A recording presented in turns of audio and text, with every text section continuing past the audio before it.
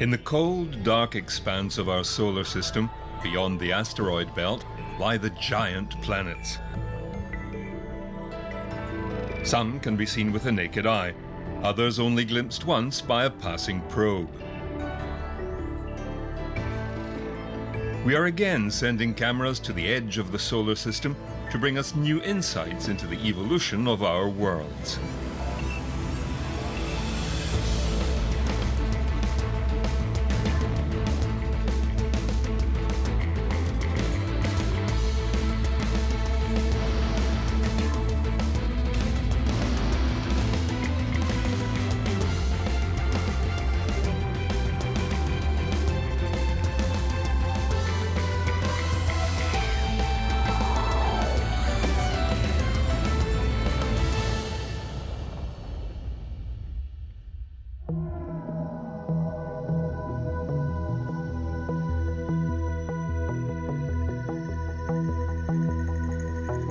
Pioneer 10 and 11 made the first passage through the asteroid belt, leading the way for the venerable Voyager missions.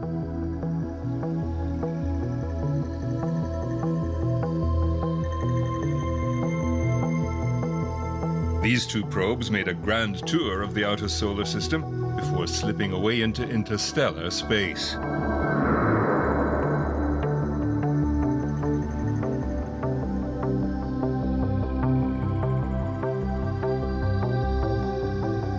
Jupiter, the first and greatest of the outer planets with its broiling sky, has had fleeting visits from other missions, like Ulysses, Galileo and Cassini, each adding to the mosaic of Jupiter and its violent atmosphere.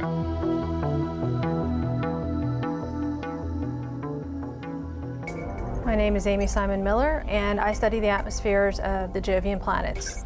Weather on Jupiter is confined to a rather thin layer, kind of high up in the atmosphere. So the tops of the clouds are what we're seeing when we look at Jupiter.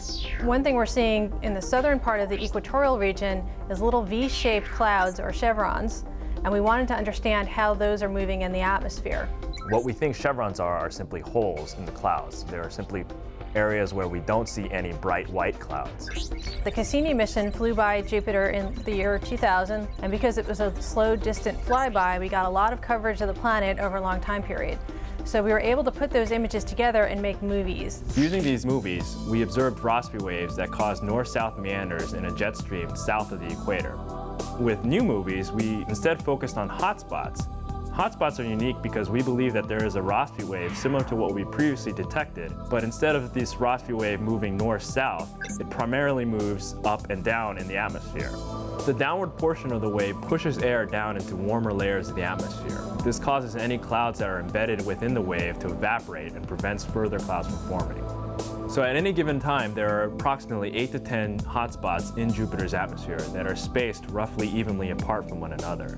We believe that each of the downward portions of this Rossby wave corresponds to the hotspots that we see on Jupiter.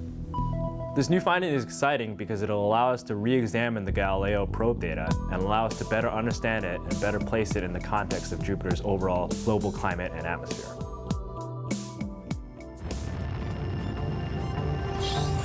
The latest probe to be specifically aimed for Jupiter is Juno.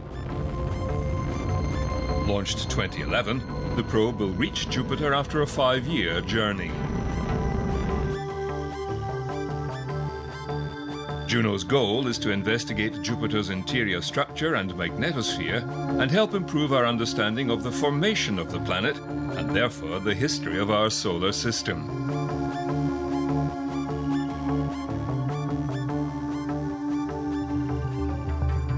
Juno spins like a propeller, where the propeller's kind of facing the sun because they're all solar powered.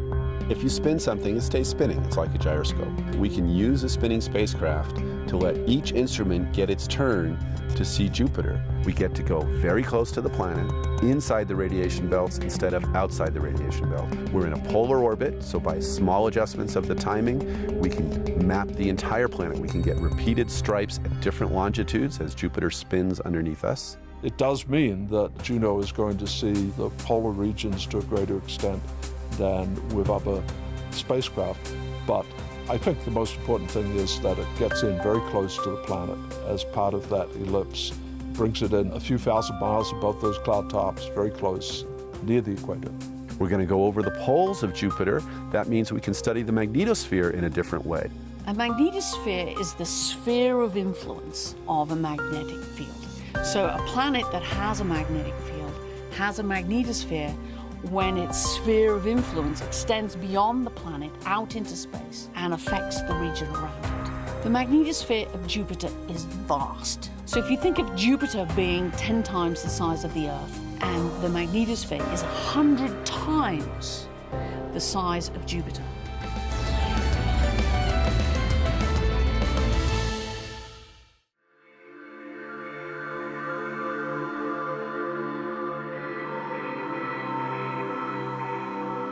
The Juno probe is the furthest NASA has sent a solar-powered spacecraft.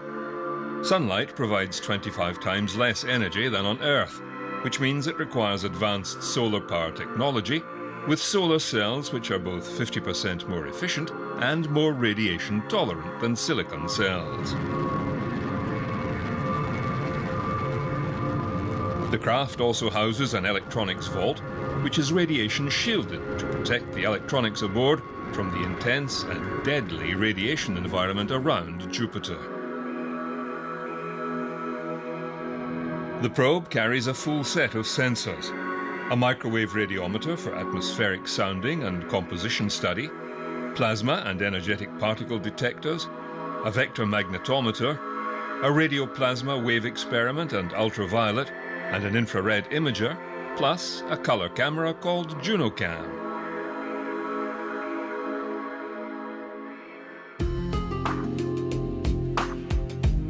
In Roman mythology, which of course is rooted from Greek mythology, Juno was the wife and sister goddess of Jupiter. And Jupiter was sort of being naughty with some friends, so he cast a veil of clouds around himself and his friends. But of course, Juno was a fairly powerful god herself and used her powers to look right through the clouds and see the true nature of Jupiter and understand what he was really up to. And that's exactly what the Juno spacecraft does for us, is that it goes there with special instruments in a special orbit and uses its powers to see right through Jupiter's clouds and understand its true nature, which is holding these secrets for us about how the solar system formed and where we all came from.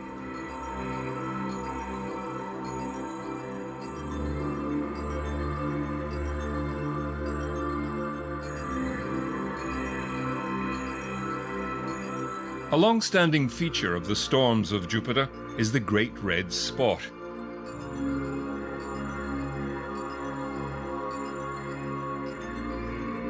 Large enough to swallow the Earth, this storm system has been studied since the 19th century.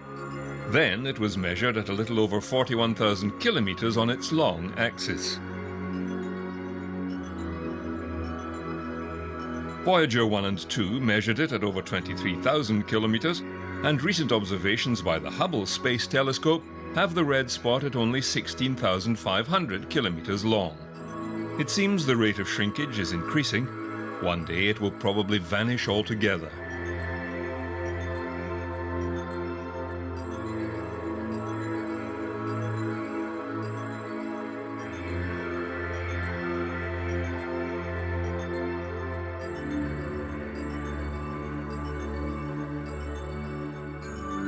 Juno will also help confirm the theory that Jupiter was the first of the planets in the solar system to form from the primordial disk of dust and gas some 4.6 billion years ago.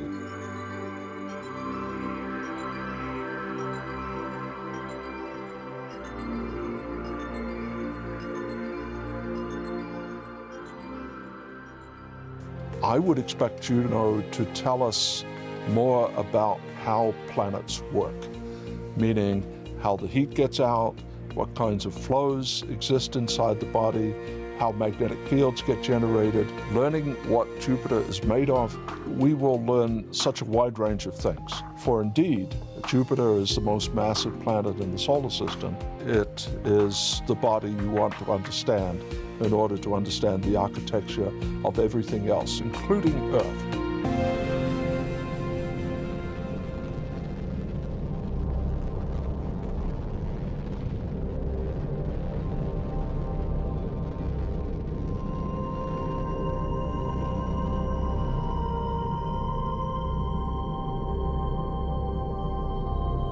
Juno's year-long mission will end with a deorbit burn and a slow descent into the upper atmosphere, where it will continue to send back scientific data until its destruction.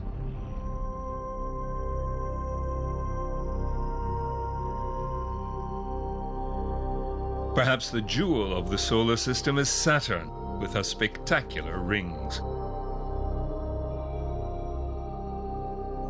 All four of the outer planets have rings of ice and rock, but Saturn's is the most complicated, and, with thousands of ringlets, the most visible. There are several groups of rings classified A through to G. Some are formed by shepherd moons within the rings, and by gravitational tidal effects from others outside. Yet some gaps are still unexplained.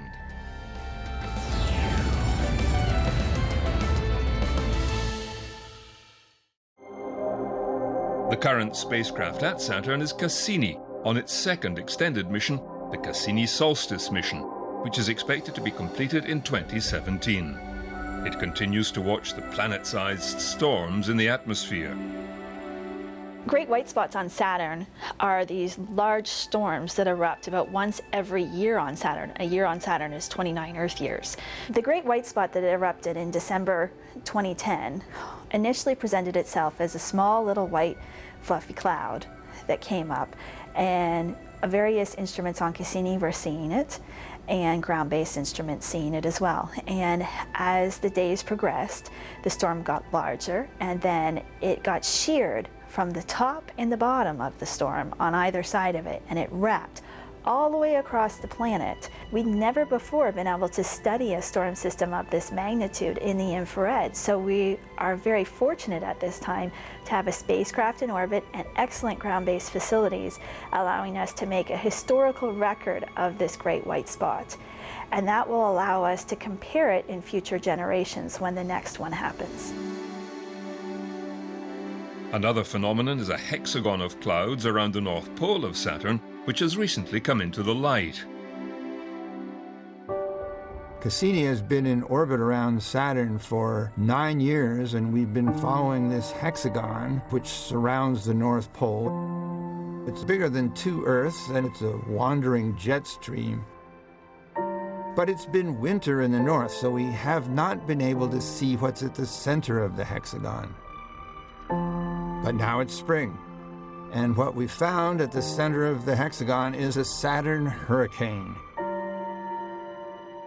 This is a view from directly over the North Pole, which is made possible by the orbit of the spacecraft, which is now taking us over the poles.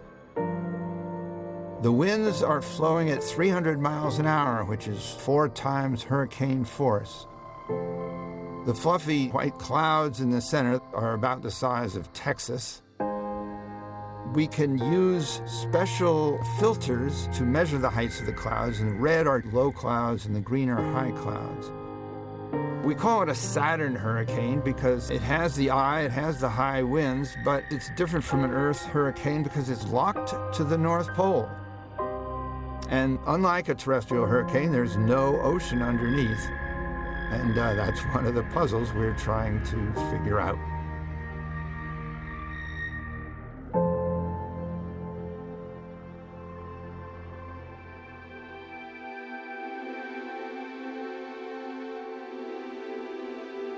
A phenomenon first observed on Saturn by Pioneer 11 in 1979, and common to Earth as well, are polar auroras.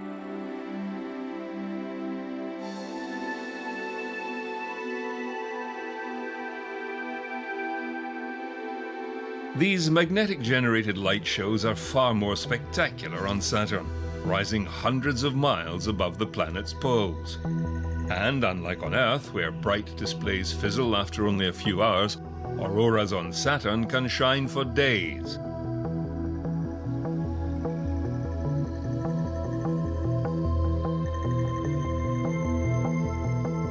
Auroras are produced when speeding particles, accelerated by the sun's energy, collide with gases in a planet's atmosphere. The gases fluoresce, emitting flashes of light at different wavelengths. The Hubble Space Telescope has been watching them closely.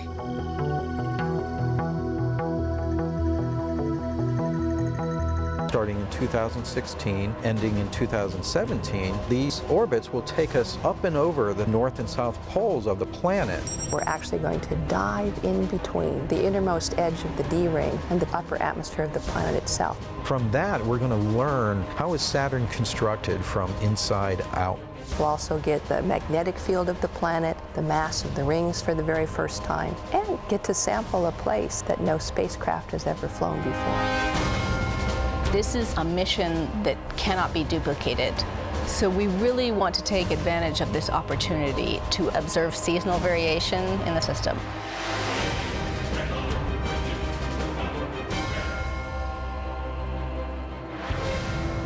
Uranus has had only one visitor from Earth, Voyager 2. Like the other gas giants, Uranus has a ring system, a magnetosphere, and numerous moons. There the similarities end. Images from Voyager revealed a featureless atmosphere with no cloud patterns or storms. Uranus differs in its orientation as well. Tilted onto its side, its poles lie where other planets have their equators. Its magnetosphere is off-center and tilted as well, generating an unusual asymmetrical field. This causes Uranus's auroras to be well off the poles. Observations from Earth have shown seasonal change and increased weather activity as Uranus approached its equinox in 2007. The wind speeds on Uranus can reach 250 meters a second. Although there are currently no scheduled missions to Uranus, there have been several proposals put forward, both jointly from ESA and NASA and JPL, including both nuclear and solar-powered probes and an atmospheric descent probe. Ion propulsion is favored because it allows a greater mass to be sent to the planet. Ideally, a probe could be launched in 2020 with a 13-year cruise to Uranus. As this is considered a low-priority mission, no funding has yet been allocated.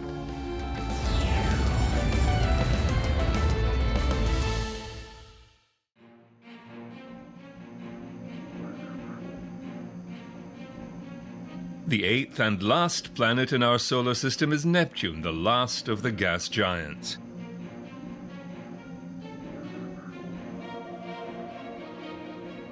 Made of hydrogen and helium, it has trace amounts of methane, which gives the planet its beautiful blue color.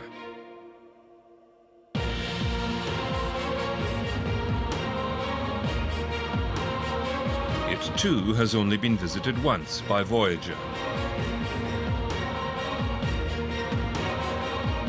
The detailed images taken at that time revealed white clouds and a massive storm marring its atmosphere with supersonic winds. The storm revolves around the planet every 18 hours. And then it rotates around its own axis like a big glob of pizza dough every 16 days. Voyager also identified a ring system and confirmed 14 moons.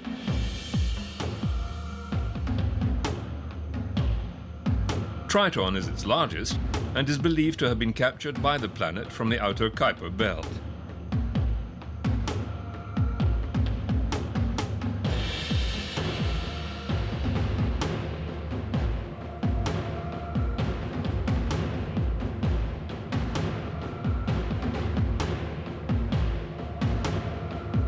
Voyager also discovered Neptune's magnetic field was off-center and tilted, not unlike Uranus. Both Uranus and Neptune have had very little close-up study, and various missions have been proposed to fill the gap in our understanding of these ice giants.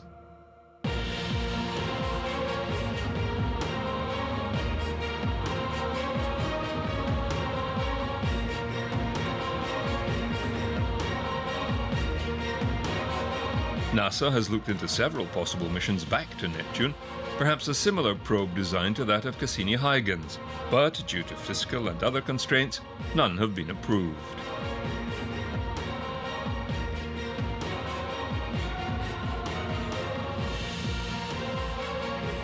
The Voyager mission to the outer planets has certainly been a journey of a lifetime. Having encountered Triton as the last world we would visit, I don't see how any of the scientists could have been happier. Next stop was Pluto. When New Horizons was conceived, built and launched, Pluto was still a planet. The downgrade to dwarf made little difference to its investigation. Well, you know, the key to planetary science is that you really have to go places to get the resolution, to get up close enough to really see what's going on. We want to get up close and personal. New Horizons is the first really of a whole new breed of spacecraft that is focusing on a very specific task. For this mission, the questions are basic. What do Pluto and Charon look like, and what are they made of? We had to really be disciplined and say, we can't do everything. Let's focus on the primary questions and design the instruments to answer those primary questions. New Horizons was built light and launched on a very powerful rocket, breaking all previous speed records when it left Earth on a solar escape trajectory at 16.26 kilometers per second. The spacecraft passed the orbit of the Moon in just 9 hours. It then cruised for just 1 year to reach Jupiter, where it was given a gravity boost, increasing its speed by 2 kilometers per second and cutting the travel time to Pluto by 3 years.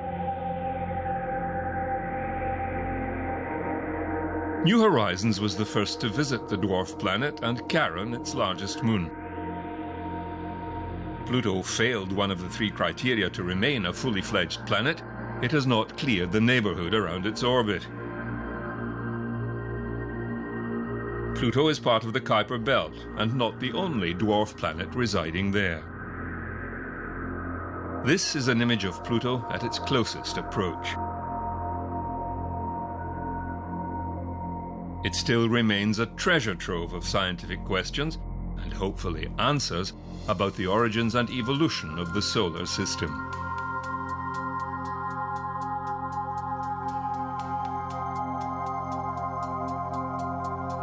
From Pluto's flyby, it is on to the unknowns of the Kuiper Belt. The most numerous objects in the solar system are the ice dwarf planets that make up this donut-shaped region on the edge of the solar system.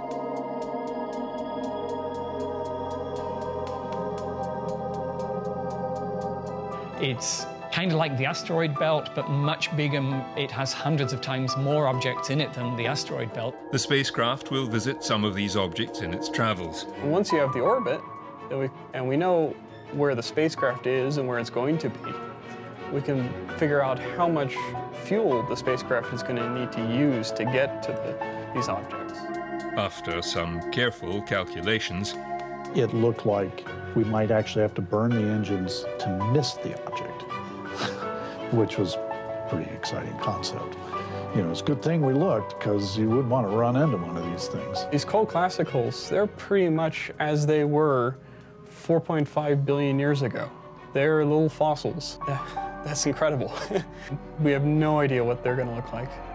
New Horizons will continue to explore the outer solar system until 2026.